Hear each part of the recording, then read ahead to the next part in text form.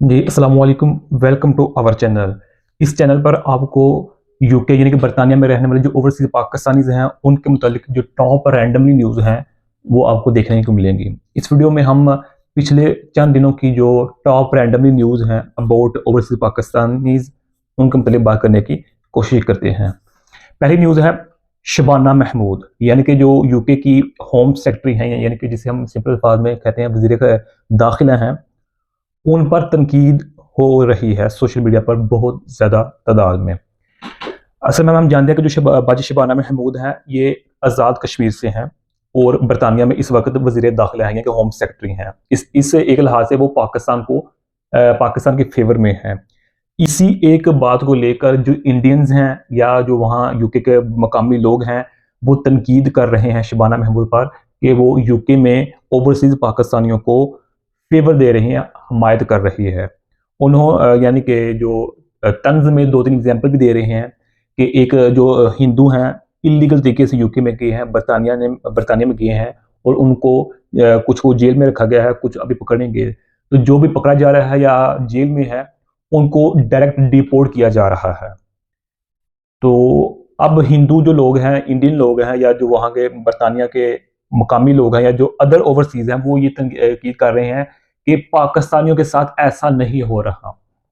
अगर हो रहा है तो बहुत नैनो लेवल पर, माइक्रो लेवल पर, छोटे पैमाने पर हो रहा है। इसका मतलब ये हुआ कि जो होम सेक्रेटरी हैं शबाना महमूद, वो पाकिस्तानियों को फ़ेवर दे रही है, पाकिस्तानियों की हिमायत कर रही है। इसी तरह एक जो बिज़नेस फैमिली है, वो इंडियन इंडियन बिज़नेस फैमिली, वो ऑलमोस्ट पिछले 10 साल से यूके में रह रहे हैं। उनको अनकरीब आईएलएल मिलने वाला था, लेकिन उनको भी डिपोर्ट किया जा रहा है। तो इस वक़्त जो शबाना महमूद है, होम सेक्रेटरी हैं, वो तनकीद की ज़द में है। अच्छा जी, नेक्स्ट है, पाकिस्तानी जो है वो टॉप पे जा रहे हैं।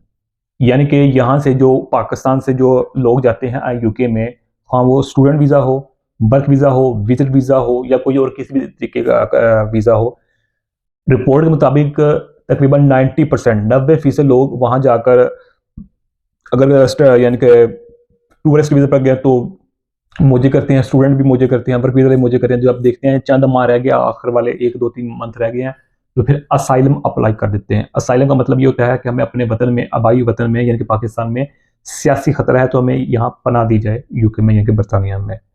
तो ये रिपोर्ट में शाया हुआ है कि पाकिस्तान टॉप पे जा रहे हैं। यानी कि 2024 की रिपोर्ट के मुताबिक 11,324 पाकिस्तानियों ने असाइलम अप्लाई किया, यानी कि हमें यूके में सियासी पनाह दी जाए। अगर देखा जाए ये 2022 की रिपोर्ट के मुकाबले में 5 गुना ज़्यादा है। यानी कि 2022 में ये तादाद कम थी, लेकिन अब 2000 से 2 साल आफ्टर 2 ईयर्स ये 5 गुना तादाद ज़्यादा हो गई है असाइलम की।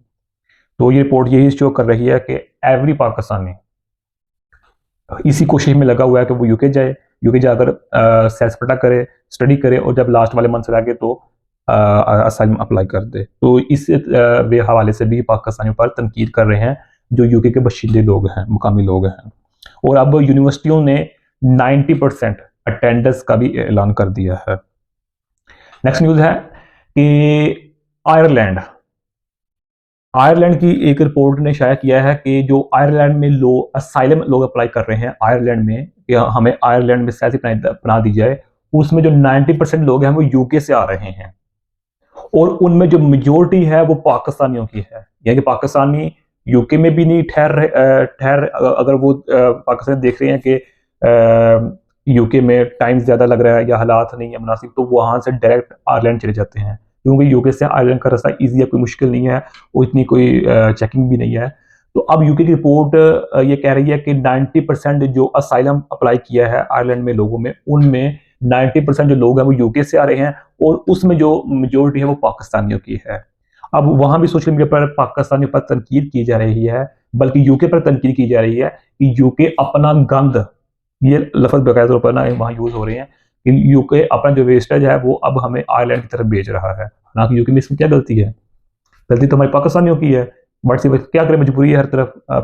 अगर हम पाकिस्तानी एंगल से देखें, मजबूरी है, असाइलम अप्लाई कर दिया, कागज़ मिलने हैं, फ्यूचर लाइफ बेहतर करनी है, तो 100 बहाने बन जाते हैं। तो लेकिन उनके नज़दीक ये एक गलत बात है।